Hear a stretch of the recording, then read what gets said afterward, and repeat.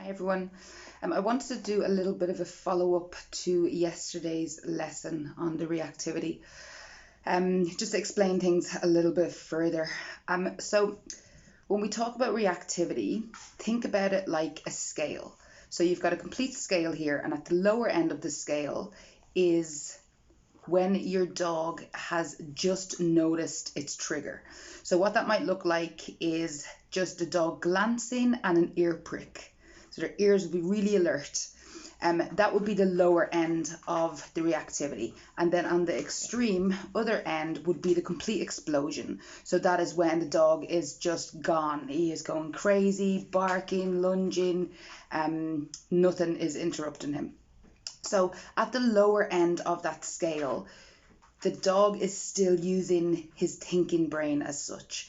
But as we move up that scale, and how fast the dog moves up that scale is individual to that dog. Sometimes it can be really, really fast, and sometimes it's quite noticeable.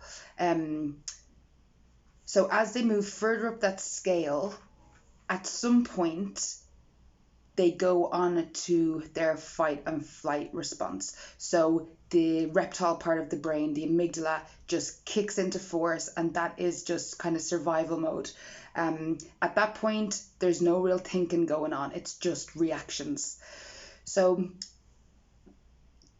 a lot of the time, it's generally when dogs have already crossed over into the higher end of that threshold that the owners are trying to deal with the behavior. But at that point, you're not going to be successful. The dog is gone. So the exercise that we were doing yesterday, the reason why we're doing an exercise like that in the house is because when you're out and about, trying to teach your dog anything is so hard, especially when they're in that alert state. And also, it's more for even the handlers, for the owners, to get used to how they're going to deal with a situation. Because a lot of the times when our dog becomes reactive, we become reactive. So we do the same. Our cortisol levels shoot up, our adrenaline, we go panicky, we pull on the lead, we might be shouting. So it's all this vicious circle. Because then the dog is reading us and going, oh, even mom's scared, so I'm going to explode even more.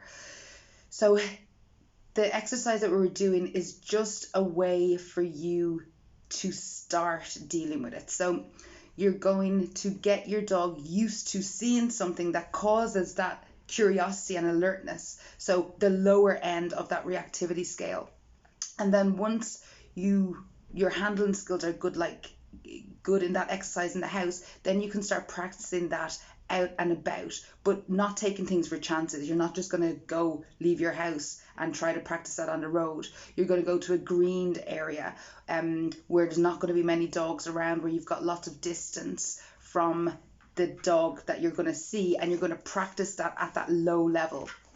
And we can easily increase the distance from a trigger by us moving backwards. Now you might notice from that video yesterday, watch your handling skills. I was holding the lead was always quite loose. I had it anchored to my stomach, so I wasn't going to yank if the dog pulled out. And at some point Oscar did pull out to investigate that toy, and I didn't yank back, I just stood stationary.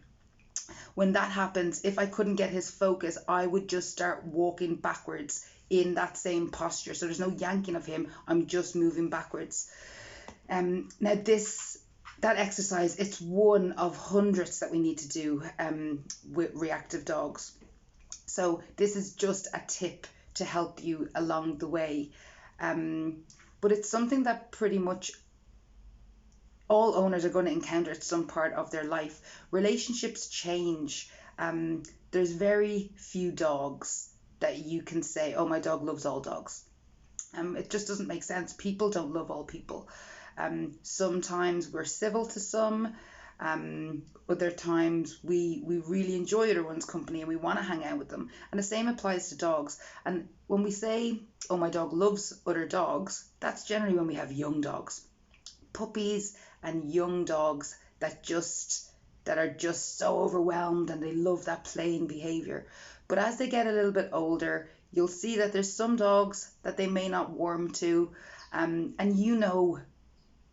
you know the dogs that they're not going to like. Every owner should know the dogs that are going to be the ones that your dog's a little bit, I'd rather ignore them, please. Um, so for Oscar, it is any of the really, really bouncy dogs. Or what owners might describe as, oh, he just wants to play, he's overly friendly. Oscar isn't gonna like that at all. He classes it as really rude. He doesn't want any strange dog coming up into his face, or trying to initiate play when he doesn't know them. And most dogs, when they get a little bit older, they're like that. They need to be introduced properly first. They need some time just to chill out before they actually form a friendship. And yes, play might come after a period of time, but trying to assume that your dog is going to be best mates with every dog he meets is not is it's really, it's setting the expectations way too high. So this kind of exercise, when I think about what I said yesterday, reactivity isn't only for when a dog is gets angry looking to other dogs. This exercise could also be used if you're in the park. Squirrels, you could do this exercise to try to sort out the cat and the dog relationship in home. What else? A dog that is reactive to a moving car, or joggers, or cyclists, which tend to be the kind of collie type dogs that were bred to control and stop movement. But there's loads of applications for this. So the key is just knowing that scale of reactivity for your particular dog. And your first step is just marking the lower end of that. So you're marking yes when they just start doing that. You mark yes and then give them a treat. And then once you've practiced that loads, then we want that trigger to become a predictor that good things come from you. So once you've done enough of step one, when the dog looks at its trigger and they don't hear you marking yes and delivering food, what they'll do is they'll look back at you and go, hey, well, normally I get something for this. So you just withhold the treat. They look at the trigger and then they look back and then you mark yes. So two distinct steps. Distraction is only going to get you so far. And I know a lot of people will use distraction quite a lot when they're out, and that's totally fine. But there's no learning happening. You're just getting your dog's attention onto you before they even see the trigger. But the minute that you stop feeding that treat and they spot the dog, the same thing's going to happen. So we want to change their emotional response to their triggers. As I said, this is a really, really lumpy, big subject. So this one exercise alone isn't going to transform your dogs, but it will definitely help. But I promise, reactivity, it's a lot to do with the owner's behavior. And I get it. We get panicky, and I totally understand it. And I've been there myself. So just try to keep the distance as far as possible away from the dog's triggers. Don't be letting your dog practice the behavior, the reactivity behavior, because the more they do it, the more they get to rehearse it, the stronger that reaction will become. And yeah, any questions again, sure, let me know.